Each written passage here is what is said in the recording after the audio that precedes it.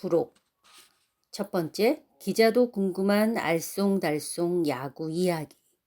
두 번째, 알아두면 유용한 야구 용어. 세 번째, 일본식 야구 용어 알고 가기. 네 번째, 살짝 짚고 넘어가는 야구 상식. 다섯 번째, 사회인 야구 실전 팁. 첫 번째, 기자도 궁금한 알쏭달쏭 야구 이야기. 만약 새가 야구공에 맞는 경우 판정은 메이저리그 경기에서 투수가 던진 공에 날아가던 비둘기가 맞아 비명행사한 사건이 있었다. 메이저리그를 풍미했던 빅 유닛 레디 존스는 2001년 애리조나 다이아몬드백스 시절 스프링 캠프에서 열린 샌프란시스코 자이언츠와의 시범 경기 7회 2사에서 타석의 켈빈 머레이를 상대하기 위해 150km가 넘는 강속구를 던졌다. 그런데 홈플레이트 앞을 지나가던 비둘기 한 마리가 그 공에 맞아 즉사하고 말았다. 이때 주심의 판정은 무엇이었을까? 판정은 볼데드. 당시 주심은 난생 처음 보는 광경에 잠시 머뭇거리다가 노카운트를 선언한 것이다. 하지만 졸지에 비둘기 사냥꾼이 된 랜디 존스는 이후 2루타 2개를 영워프 허용하며 2실점을 하고 말았다. 본격적으로 아리송한 문제는 지금부터다. 홈런성 타구가 날아가던 새에 맞아 떨어졌는데 이걸 외야수가 잡아낸다. 판정은 홈런일까? 아웃일까? 이때 상황이 명백한 홈런성 타구였다면 홈런을 인정한다. 다음 주제. 주자가 있는 상황에서 평범한 외야 뜬공이 새에 맞아 야수 앞에 떨어졌다. 아웃이 인정될까? 하지만 이때는 아웃 판정이 아닌 인플레이 상황이 적용된다. 주자와 타자 주자는 갈 수 있는 베이스까지 달릴 수 있다. 여기서 하나 더. 안타성 타구가 새에 맞고 난 뒤 지면에 닿지 않고 수비수 글러브에 포구가 되었다. 안타일까? 아웃일까? 이때는 새에 맞는 순간 지면에 타구가 맞은 걸로 간주하기에 아웃이 아니다. 타자 주자는 베이스를 향해 달리면 된다. 심판과의 충돌. 아주 드물게 경기 중에 수비하거나 주루 플레이하는 선수가 심판과 충돌하는 경우가 있다. 심판으로 인해 아웃이나 세이브 상황이 뒤바뀌기도 하는데 심판의 방해가 인정될까? 심판은 그라운드에서 없는 존재와 마찬가지이다. 돌멩이와 같다고 볼 수도 있다. 플레이하던 선수가 심판과 충돌하는 것은 돌멩이와 부딪힌 것과 같다는 의미다. 즉 심판에 의한 주루 방해는 인정되지 않는다. 포수의 몸에 맞고 튀어나온 공을 포구하면 파울팁은 타자가 친 공이 방망이에 스친 뒤 포수 글러브에 포구되는 것으로 스트라이크로 판정한다. 그렇다면 타자 방망이에 맞은 공이 포수 프로텍터에 맞은 뒤 포수 글러브에 쏙 들어갔다면 이 상황도 파울팁이 적용될까? 야구 규칙 6.05B항에 보면 공이 포수의 옷이나 용구에 끼인 것은 정규의 포구가 아니다. 또 심판원에게 맞고 튀어나온 공을 포수가 잡았을 때도 마찬가지이다 라고 명시되어 있다. 즉 파울팁이 최초의 포수의 손이나 미트에 닿은 뒤 신체 또는 용구에 맞아 튀어나온 것을 포구가 땅에 닿기 전에 잡으면 파울팁이 된다. 그러나 용구부터 먼저 맞은 뒤 포구하는 것은 그냥 파볼이 된다. 파울팁이란 파울볼이긴 하나 그 타구를 잡은 포수에게 주는 일종의 팁인 것이다. 홈스틸과 야수 선택. 2014년 5월 23일 대구에서 열린 삼성 라이온즈전에서 6회 초 2사 1-3루에서 LG 트윈스의 3루 주자 권영관은 삼성 포수 이지영이 투수 윤성관에게 공을 돌려주는 사이 기습적으로 홈으로 쇄도해 득점에서 성공을 했다. 홈스틸이었다. 그러나 공식 기록에는 야수 선택으로 발표되었다. 당시 LG 관계자는 권영관의 득점을 시즌 1호이자 역대 35호 홈스틸로 발표했다가 다시 단독 홈스틸이 아닌 야수 선택에 의한 득점이라고 정정했다. 홈스틸이 왜 야수 선택으로 바뀌었을까? 기자실의 기자들도 아리송했다. 야구 규칙 10.08A항에 홈스틸 기록에 관해 다음과 같이 설명이 있다. 홈스틸의 경우 3루 주자가 투구 전에 스타트했다 하더라도 와일드 피치 또는 페이스볼에 도움이 없이 주자가 득점할 수 있었다고 기록원이 판단했을 경우에 하나여 그 주자에게 도루를 기록한다. 10.08 주의항을 보면 자가 수비 측의 무관심을 틈타 진루하였을 경우 도루가 아닌 야수 선택으로 판단한다는 항목도 있다. 기록으로는 3루 주자 권용관의 재치가 빛났으나 투수에게 공을 천천히 던져준 포수 이지영의 태만한 행위가 있었기에 홈 득점이 가능할 수 있었다고 판단하는 것이다. 삼성 수비의 무관심과 포수의 본헤드 플레이에 의한 득점이라는 것이 판단이다. 이 결정에 대해 스포츠서울 장강훈 기자는 자신의 SNS에 권영관의 단독 홈스트리 성공은 팀 분위기를 끌어올렸다. 자부심에 가슴이 한껏 펴지는 고급 기술이다. 그런데 이 플레이가 야수 선택으로 기록되었다. 팀을 생각하는 소중한 마음이 무시당한 느낌이라고 올렸다. SBS ESPN의 정진구 기자는 삼성 수비의 무관심이 아닌 방심이었다. 야수 선택은 선행주자, 다시 말해 홈에 가까운 주자를 잡기 위해 이루어진다. 3루 주자를 포기한 야수 선택인가 라며 의문을 제기했다. 한편 지난 2009년 LA 다저스와의 경기에서 필라델피아의 제이슨 워스가 홈스틸에 성공했다. 권용광과 비슷한 상황이었는데 당시 3루 주자 워스에게 홈스틸이 기록이 주어졌다. 관중의 호수비. 홈런 타구가 날아가면 그쪽 방면에 관중들은 글러브나 손을 펼쳐 잡으려고 한다. 간혹 나이스 캐치도 나온다. 그런데 명백한 홈런성 타구의 경우는 문제가 없지만 외야수가 잡기 직전의 타구를 관중이 팔을 쭉 뻗어 낚아채버리거나 관중의 팔이나 글러브에 맞고 굴절되면 어떻게 될까? 야구 규칙 3.16항에 보면 타구 또는 송구에 대해 관중의 방해가 있었을 때 방해와 동시에 볼데드가 되며 심판원은 만일 방해가 없었더라면 경기가 어떠한 상태가 되었을지를 판단하여 볼데드 뒤 조치를 취한다고 되어 있다. 즉 외야 수비도 방해로 간주되며 타자 주자는 아웃이 되고 만약 무사나 1사의 3루 주자가 있었다면 태그업 플레이로 인한 그의 득점을 인정한다. 하지만 야수가 펜스를 넘어 스탠드 안쪽으로 팔을 뻗어 포구하려다가 방해를 당한 경우는 방해로 인정받지 않는다. 그것은 스스로 방해나 위험을 감수하는 플레이라서 그렇다. 그리고 펜스 경계선 상에서 관중이 타구를 잡은 경우는 비디오 판독을 통해 홈런 여부를 가리고 있다. 포스아웃과 태그아웃의 미묘한 차이. 야구를 처음 접했을 때 가장 헷갈린 게 포스아웃과 태그아웃이었다. 야구 용어 사전에 포스아웃은 봉살이라고 되어 있는데 포스 플레이에 의해 아웃되는 것으로 타자가 공을 때려 주자가 됨에 따라 베이스를 비워주고 다음 베이스로 가야 할 의무가 있는 주자가 그 베이스에 공보다 먼저 도달하지 못하면 생기는 아웃이라고 되어 있다. 태그아웃은 베이스에서 떨어진 주자를 태그하여 아웃시키는 것으로 명시되어 있다. 상황을 설정해서 보면 주자 1루 상황에서 타자가 내야 땅볼을 치면 내야수들은 병사를 만들기 위해 움직인다. 2루수 땅볼이면 유격수가 공을 받아서 2루 베이스를 밟은 뒤에 1루의 송구에 더블아웃을 만들어낸다. 이때 1루에서 아웃된 1루 주자가 바로 포스 아웃된 경우이다. 즉 타자 주자가 타격을 하고 1루 베이스를 향해 달리면 1루에 있던 주자는 무조건 2루로 뛰어야 하고 땅볼이면 2루에서 강제적으로 아웃된다고 해서 포스 아웃인 것이다. 이때 2루를 밟고 있던 유격수는 2루로 달려온 1루 주자를 태그하지 않아도 자동 아웃된다. 태그아웃과 포스 아웃이 함께 있는 경우를 살펴보면 1사, 1-3루에서 땅볼이 나온 경우이다. 2013년 10월 7일 LA 다저스의 선발 류현진은 애틀랜타 프레이브스와의 내셔널리그 디비전 시리즈 3차전에 등판했는데 4대2로 앞선 3회 초 1사 1-3루에서 크리슨 존스에게 빗맞은 투수와 느린 땅볼을 유도해냈다. 그런데 키스톤 콤비를 활용한 병살이 아닌 홈으로 송구를 했다. 홈으로 쇄도하던 3루 주자를 잡기 위해서는 포스아웃이 아닌 태그아웃이 필요한 상황이었기에 실책성 플레이였고 포수의 태그를 피한 3루 주자는 득점에 성공했다. 만약 이때 만루 상황이었다면 3루 주자는 포스아웃이 되고 포수는 1루에 공을 던져 병살로 이닝을 마무리할 수 있었다. 하지만 1-3루 상황이었기에 3루 주자는 강제로 3루를 비워줄 필요가 없었고 홈에서도 태그를 당해야만 아웃이 되는 것이었다. 한편 주자가 베이스 사이를 왔다 갔다 하는 협살 상황에선 수비수들도 포스아웃과 태그아웃이 혼동돼 베이스를 밟고 주자도 글러브로 찍는 것을 볼 수 있다. 외야수 글러브에 타구가 맞고 펜스를 넘어갔다면 홈런일까?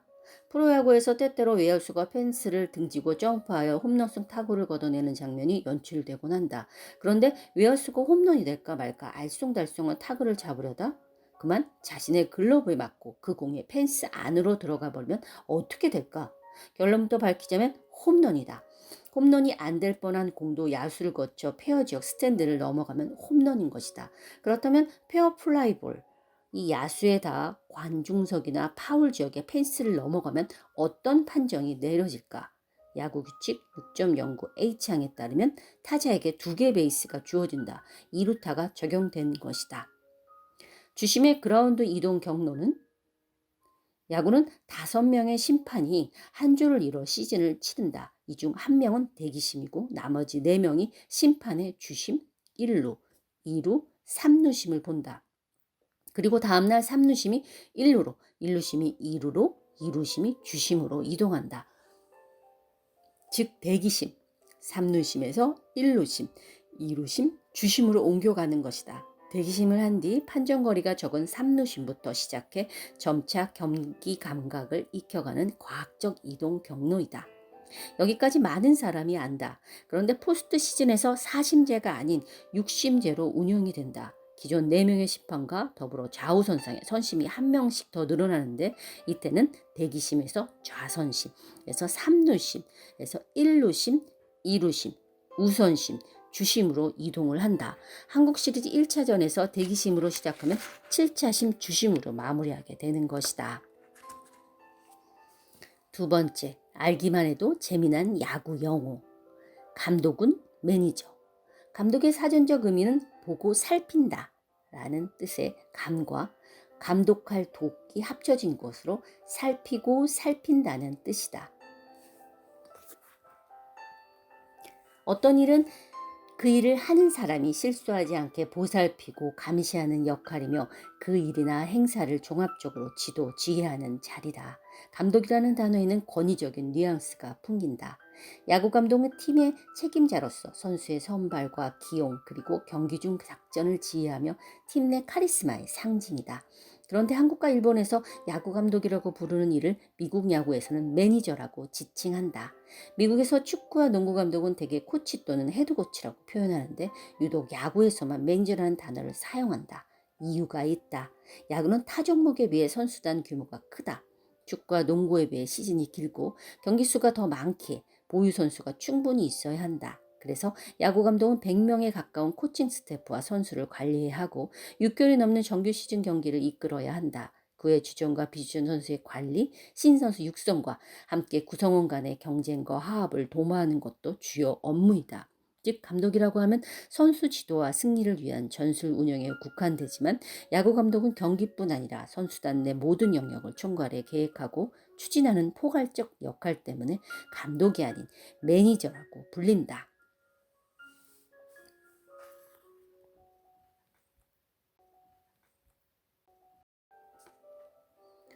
와인더 포지션과 세트 포지션. 투수는 2가지 방법으로 투구한다. 주자가 없을 때는 동작이 큰 와인더 포지션으로, 주자가 있는 상황에서는 간결한 세트 포지션을 선택한다. 타자를 정면으로 바라보고 투구를 시작하는 와인더 포지션은 투수판에서 내딤발을 뺀 상태에서 키킹 동작으로 연결된다. 손을 머리 위로 올리는 투수가 있고 가슴에 모은 채 투구하는 투수도 있다. 와인드업 상황에서는 반드시 타자를 향해 투구해야 한다. 반면 세트 포지션은 투수판 위에서 주자를 견제할 수 있고 타자를 향해 투구할 수도 있는 자세이다.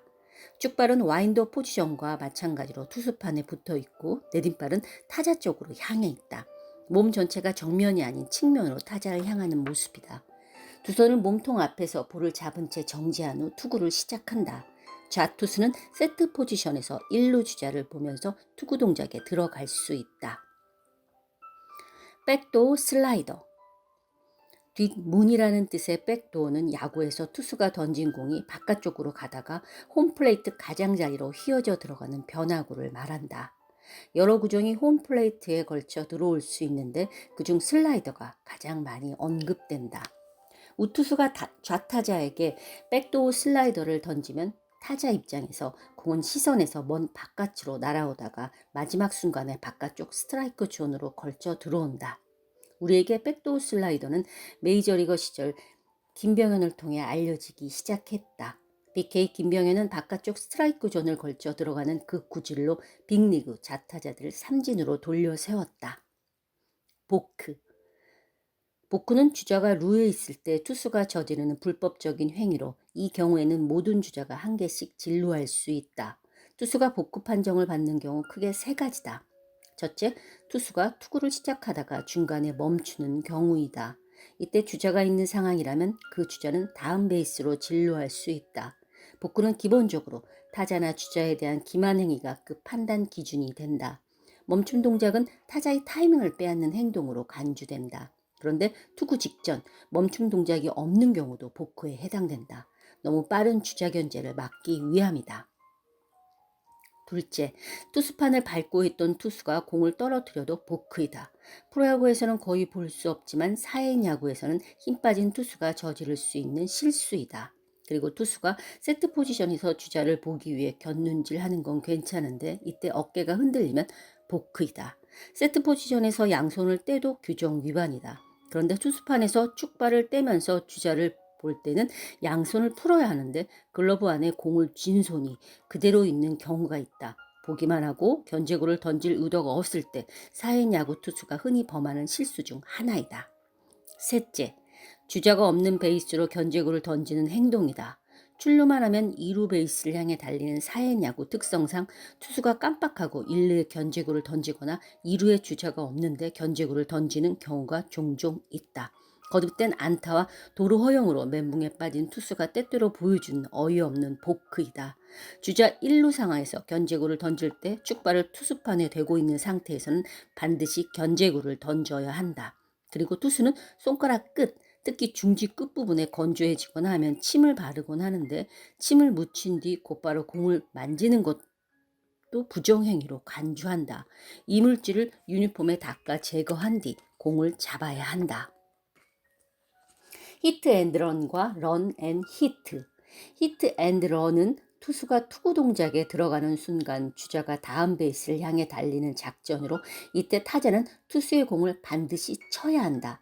투수의 다음 공이 스트라이크가 될 확률이 높은 상황에서 나오는 작전이다. 더블 플레이를 방지하고 대량 득점으로 연결하기 위해 실행한다. 런앤히트에서는 주자가 다음 베이스를 향해 달리지만 타자는 히트앤런처럼 반드시 타격해야 할 필요는 없다. 주자는 도루를 염두에 두고 달리는 것이고 타자는 투수의 구질을 보고 타격을 결정하는 작전이다. 볼카운트 3볼, 원 스트라이크에 주로 나온다. 두 작전 모두 기본적으로 병살타를 방지하고 위한 목적을 가지고 있다. 닥터 K. 투수가 타자를 삼진으로 잡을 때마다 외야석에 앉은 관중이 알파벳 K를 추가하는 모습을 볼 수 있다. 왜 스트라이크 아웃을 S나 O라고 하지 않고 K라고 표시할까? 그리고 탈삼진 전문 투수를 닥터 K라고 할까? 시초는 1861년에 야구 점수 시스템을 개발한 기자 헨리 제드윅이 사용하면서부터이다. 그는 스트라이크라는 글자에서 K가 가장 두드러져 보여서라고 설명했다. S를 쓰지 않는 이유는 희생타와 앞글자가 겹치기 때문이라는 설도 있다. 닥터 K는 삼진 전문가를 뜻한다. 한편 K를 뒤집어 붙이는 경우도 있는데 이는 스트라이크, not out이다. 노이트 노론과 퍼펙트. 노이트 노론은 무안타, 무득점 경기로 투수가 상대 타자에게 단 한 개의 안타나 점수를 내주지 않는 것이다. 볼넷과 몸에 맞는 공으로 그리고 실책으로 주자를 내보는 것이 예외이다. 볼넷 등으로 타자가 출루해도 노이트 노론 기록은 깨지지 않는다. 퍼펙트는 말 그대로 완벽한 투구를 뜻한다. 노이트 노론과 달리 경기가 끝날 때까지 투수가 단 한 명의 타자도 출루시키지 않고 승리한 기록이다. 당연히 볼넷과 몸에 맞는 공도 없다. 이닝당 3명씩 9이닝 동안 27명의 타자를 전원 깔끔하게 아웃시켜야 가능하다. 아직 한국 프로야구 1군에서는 퍼펙트 기록이 나오지 않았다. 프로야구 2군 경기에서는 롯데자이언츠 투수 이용훈이 2011년 9월 17일 하나 이글스와의 경기에서 퍼펙트 게임을 달성한 게 유일하다. 빈볼. 투수가 의도적으로 타자의 머리를 향해 투구하는 것이다. 콩을 뜻하는 B는 여기서 타자의 머리를 의미한다. 타자가 홈플레이트에 근접하면 투수는 그만큼 던질 곳이 적어진다. 몸에 맞는 공을 허용할 가능성도 높아진다. 그래서 투수는 타자의 기를 죽이거나 뒤로 물러나게 하려고 빈볼을 던진다. 때로는 악감정에 쌓여있는 타자를 향해 던지기도 한다. 이때의 빈볼은 상대를 살해할 수 있을 만큼 위협적이다. 돌덩이 같은 빈볼로 타자가 죽음에 이른 사례가 있다. 1920년 8월 16일 클리블랜드의 레이 체프먼은 뉴욕 양키스의 투수 칼 메이스의 공에 머리를 맞았고 다음 날인 17일에 두개골 골절로 사망했다. 한국 프로야구에서는 고의성 여부와 상관없이 투수의 공이 타자의 머리에 맞거나 스치면 곧바로 퇴장 조치된다.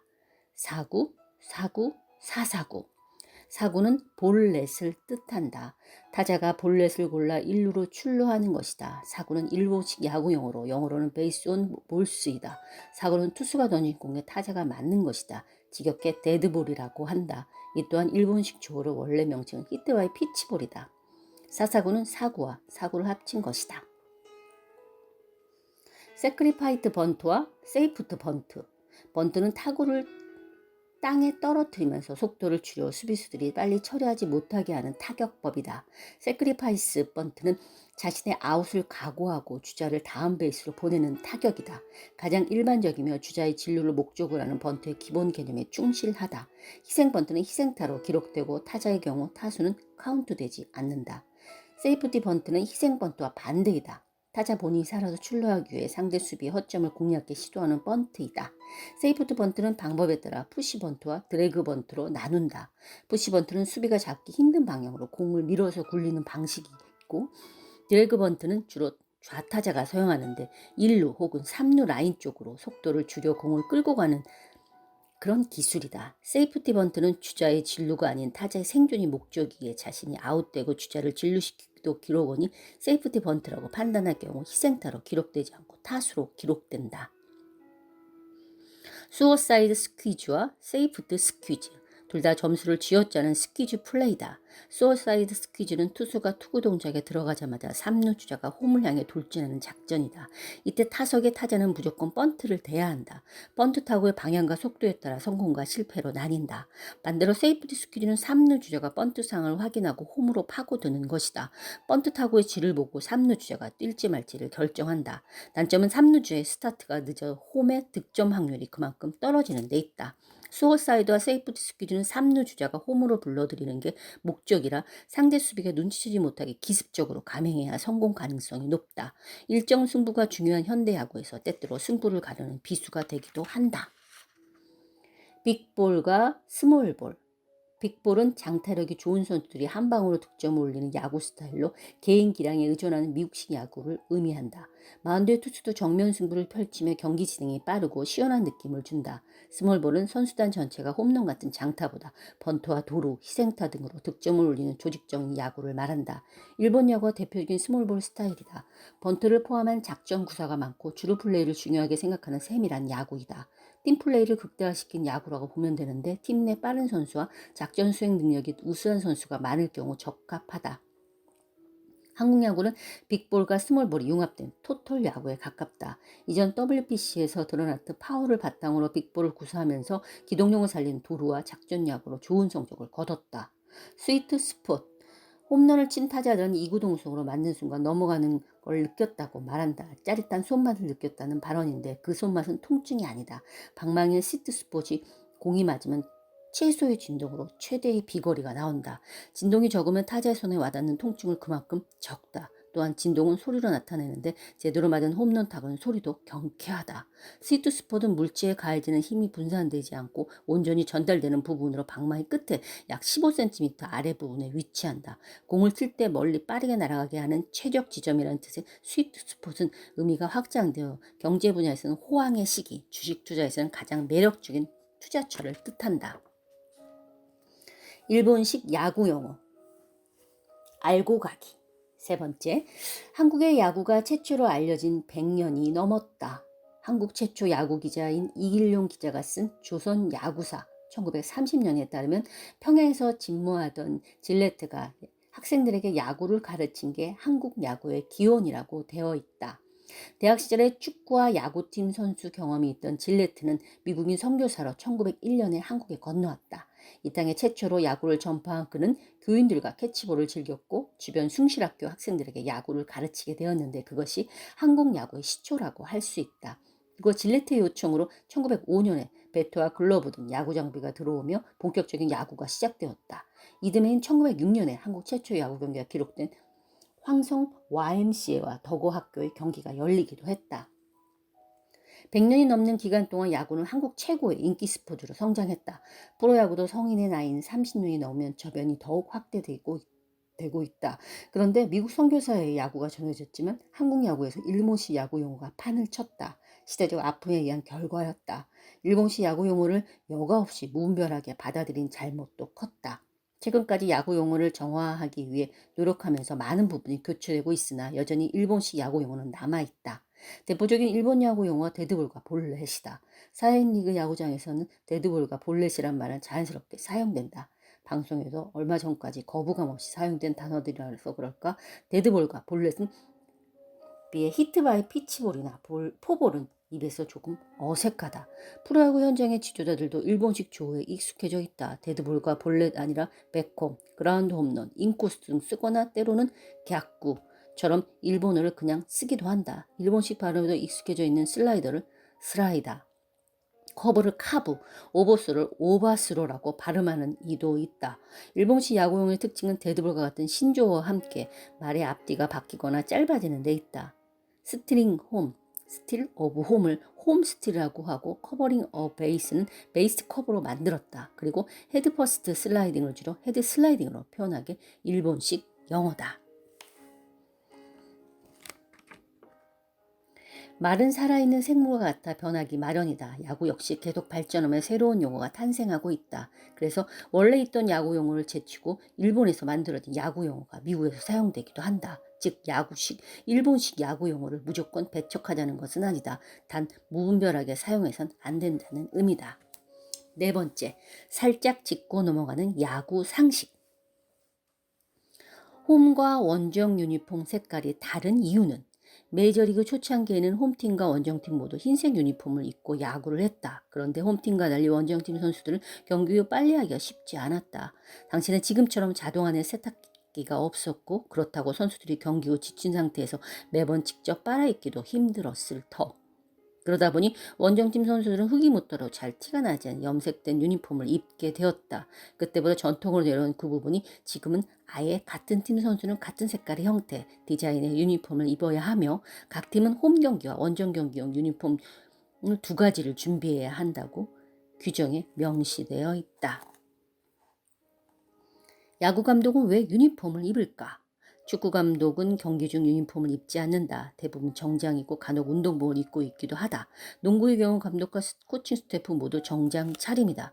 축구나 농구와 달리 야구 감독이 유니폼을 입는 가장 큰 이유는 그라운드에 들어가기 때문이다. 투수 교체를 하러 마운드에 올라가기도 하고 심판진의 어필하러 홈플레이트에 돌진하기도 한다.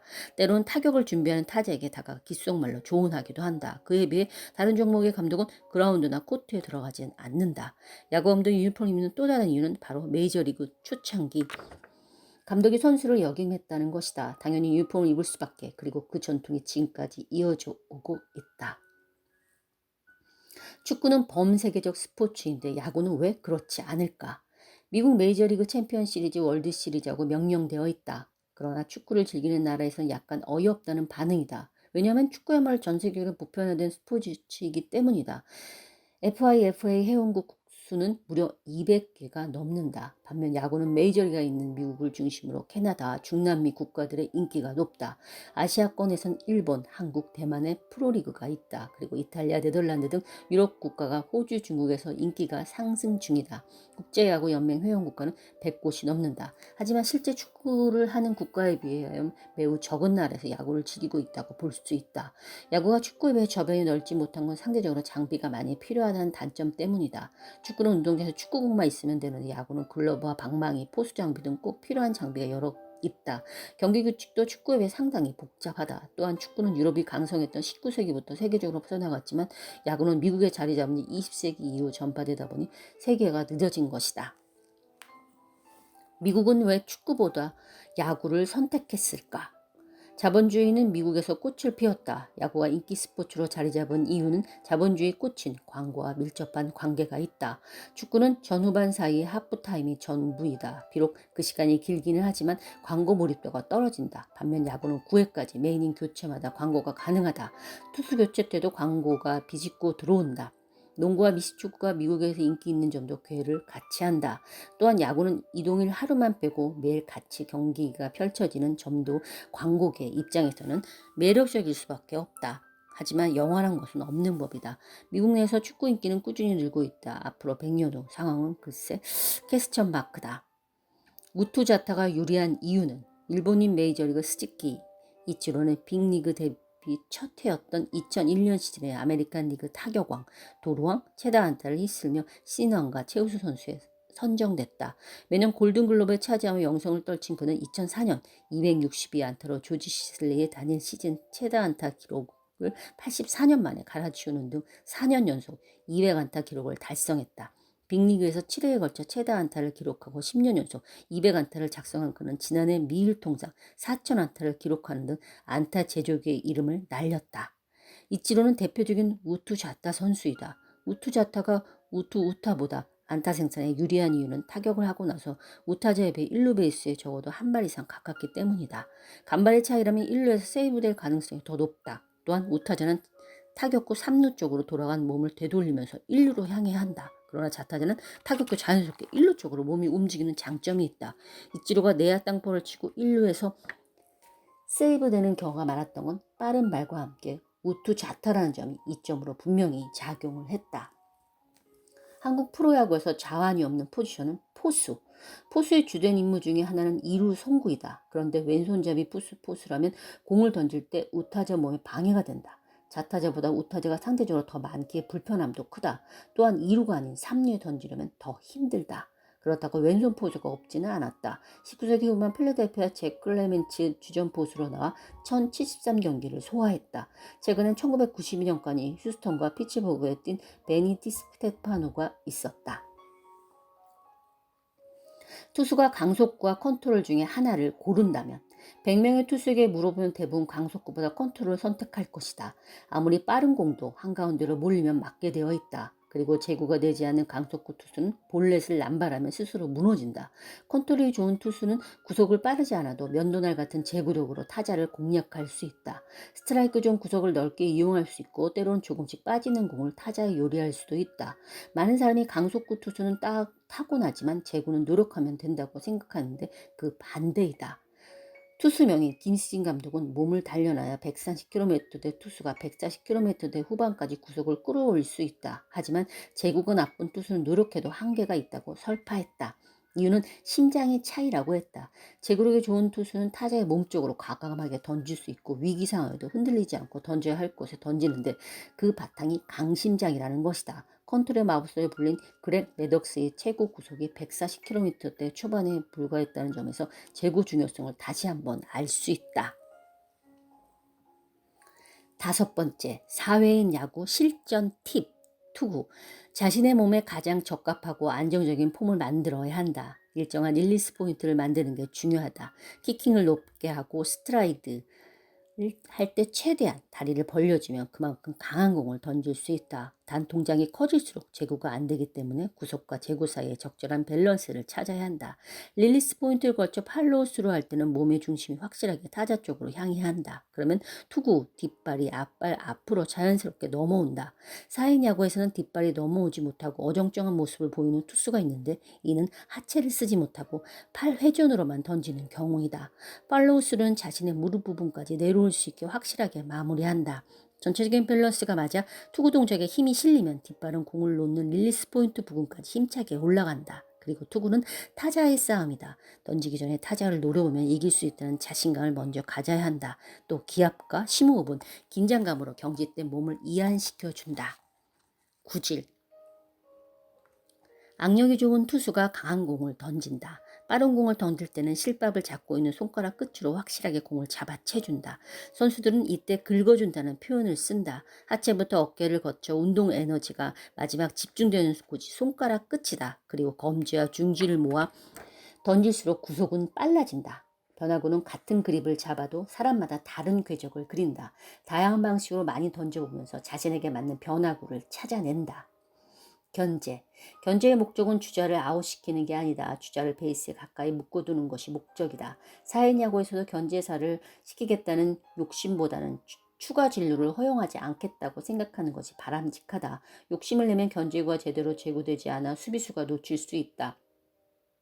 물론 주자의 리드를 보고 있는 포수와 호흡을 잘 맞춘 뒤 야수에게 정확히 던지면 주자를 아웃시킬 수 있다.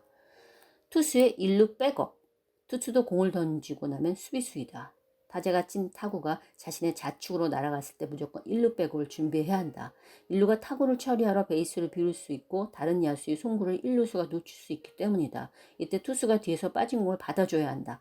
투수의 1루 백업은 프로야구에서 기본 중에 기본이지만 사회야구의 투수는 등한시하는 경향이 있다. 공 하나가 빠지면서 나타난 결과에 대해 심각하게 생각하지 않기 때문이다. 힘도 들고 말이다. 타격. 프로야구의 우수한 타자들은 한 몫으로 타석에서 힘만 빼고 쳐도 좋은 타율을 유지할 수 있다고 말한다. 그 말은 반대로 힘을 빼고 치는 게 그만큼 어렵다는 뜻이기도 하다. 몸 전체가 경직되어 있다거나 방망이를 너무 세게 잡고 있으면 부드러운 스윙을 할 수가 없다. 빠른 타격을 위해서 힘을 잔뜩 주고 방망이를 휘두르는 것보다 팔꿈치를 몸통에 붙인 채 빨리 회전하는 게 바람직하다. 팔과 몸통에 떨어지면 스윙이 퍼져나온다. 그리고 공을 가능한 오래 보고 쳐야 한다.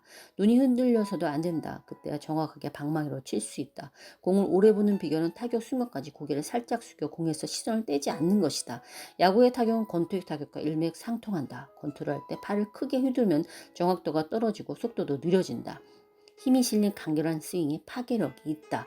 하체의 움직임도 마찬가지다. 뒷발이 회전하면 앞발 무게로 중심이 옮겨가면서 그 힘이 허리와 팔로 전달된다. 타격할 때도 힘이 전달이 중요하다. 심리적으로 타석의 타자는 마운드의 투수를 상대로 칠 수 있다는 자신감이 필요하다. 자신감이 결여되면 몸은 제 기량을 발휘하지 못한다. 또 다른 팀은 타격할 때 방망이로 타격한다고 생각하지 말고 방망이를 잡고 있는 손으로 공을 때린다고 상상해 보는 것이다. 방망이 손잡이의 끝부분으로 공을 친다고 생각해도 좋다. 모두 타격의 정확도를 높이기 위한 방법이다. 캐치볼을 할 때 공을 끝까지 보고 포구하는 것처럼 타격도 가능한 끝까지 보고 휘둘러야 정타가 나온다. 투구 폼과 구종. 투수가 던지는 표정과 폼을 자세히 관찰하면 구종을 짐작할 수 있다. 사인 야구에서 구종은 대개 두 가지다. 빠른 공과 느린 공. 빠른 공을 던질 때 투구 동작이 크다. 투수는 이를 앙당 물고 던지며 얼굴이 일그러진다. 신음소리가 새어나기도 한다. 변화구를 던질 땐 동작이 작고 부드럽다. 글러브도 느슨하게 잡는다. 힘을 빼고 던지는 경우가 많아 표정이 크게 일그러지지 않는다. 대신 입을 앞으로 삐죽거리거나 벌리는 변화가 있다. 투수가 공을 던질 때 입을 벌리는 정도에 따라 변화구의 강약을 파악할 수도 있는데 입을 크게 벌릴수록 더 느린 변화구가 들어오는 시기다. 주의할 점은 투수의 입만 보고 있다가는 타석의 타격 타임을 놓칠 수 있다는 것이다. 포수. 4인 야구에서 포수의 가장 큰 임무는 제구가 좋지 않는 투수의 공을 블로킹한다는 것과 상대 타자를 교란시키는 것이라고 생각한다. 직구 좋다, 직구 하나 더 라고 외치며 커브를 요구해 상대를 헷갈리게 하는 두뇌 싸움이 필요하다. 그리고 안방만인 포수가 투수를 편안하게 해주면 마운드의 투수는 더 힘을 낸다. 포수가 보내는 믿음과 신뢰를 투수를 업그레이드 시킨다. 포수와 투수는 보이지 않는 끈으로 연결되어 있다. 수비. 뜬공을 잡을 때는 낙하 지점을 잘 파악해야 한다. 외야 수비 시 모자챙을 기준으로 타구가 모자챙 안쪽으로 날아면 낙하 지점이 생각보다 더 멀리 뻗어나간다. 반대로 타구가 모자챙 위로 살아있면 타구가 수비하는 것보다 앞에서 떨어질 수가 있다. 이를 100% 적용할 수는 없지만 타구가 낮게 날아오면 비거리가 그만큼 늘어가는 것이고 타구가 높게 뜨면 그만큼 비거리가 짧아진다는 의미다. 땅볼을 잡을 때는 알까기에 주의해야 한다. 글러브 밑으로 빠져나간 타구는 걸림돌 없이 두 다리 사이로 쑥 빠져나가기 일수이다. 타구를 발 앞에서 처리하는 게 안전하다. 땅볼 처리 기본은 타구에서 눈을 끝까지 떼지 않는 것이다. 빠른 땅볼은 무의식적인 두려움 때문에 고개를 돌리게 되지만 어쨌든 시선을 떼지 않고 글러브의 높이를 조정해 잡아내야 알까기를 방지할 수 있다. 더블 플레이. 유격수가 2루 송구할 때는 공을 정확하게 잡은 뒤 글러브를 가슴 쪽으로 끌어당긴다. 그리고 왼발을 오픈시켜 상체를 2루 베이스 쪽으로 향하게 한다. 송구할 때는 강하게 던진다는 생각보단 토스하는 식으로 던진다. 공을 달리는 주자보다 언제나 더 빠르다. 서두르지 말고 정확히 던지는데 주력해야 한다. 슬라이딩. 다리가 먼저 들어가는 벤트레그 슬라이딩을 하는 경우 베이스 4m 전방에서 슬라이딩을 시도한다. 한쪽 발은 뒤꿈치가 땅에 닿지 않게 살짝 든다. 다른 발은 확실하게 접어 슬라이딩을 한다. 접혀 있는 뒤쪽 다리와 엉덩이에 허벅지를 미끄러져 들어가야 한다. 접은 뒷발이 무릎과 발목이 꺾이지 않게 주의한다. 베이스를 향하는 앞발의 발목도 돌아가거나 꺾이지 않게 주의한다. 발이 베이스에 닿으면 슬라이딩한 탄력이 이용해서 일어난다. 이는 상대 수비수가 공을 놓치면 다음 베이스로 달릴 준비를 하는 것이다.